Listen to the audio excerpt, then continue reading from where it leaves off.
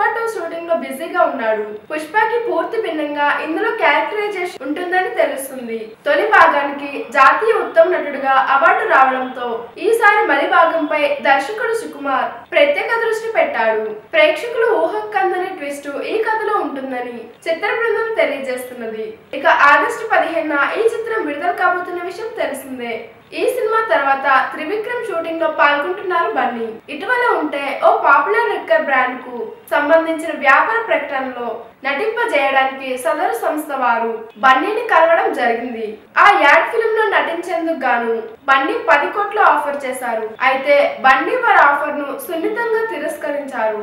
యువతరానికి ఆదర్శంగా ఉండాల్సిన తను ఇటువంటి ప్రకటనలో నటించడానికి మంచిది కాదని బన్నీ చెప్పినట్లు సమాచారం. నమ్మిన సిద్ధాంతం కోసం కోట్ల రూపాయలు కూడా వదులుకున్న బన్నీకి ప్రశంసలు వెలువడవుతున్నాయి. చూశారు కదా, ఈ వీడియోని లైక్ చేయండి, షేర్ చేయండి, సబ్స్క్రైబ్ చేయండి. నేను మీ మానస యాంకర్.